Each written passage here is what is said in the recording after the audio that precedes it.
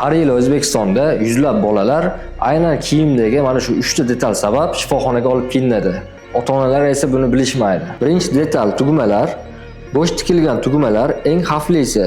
Bolalar tortadi, og'izga soladi, yutib yuboradi. Shu sababli bolalar tez-tez shifoxonaga tushib qoladi. Olutganingizda albatta tugmani tortib ko'ring. Ikkinchi detal plastik bezaklar.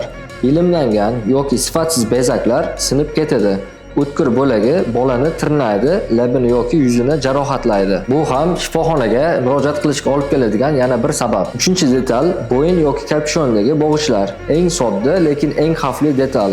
O'ynayotganda eshikka, o'yinchoqqa ilinib qolish mumkin. Shu sabab ayrim davlatlarda bunday kiyimlar bolalar uchun taqiqlangan. Do'konda kiyim tanlaganda dizayndan tashqari shu tomonlarni ham hisobga olish kerak. Men Rahmatullo, bolalar kiyimlari bo'yicha ekspertman. Sahifamda sizga bolalar kiyimlari haqida foydali ma'lumotlar berib boraman.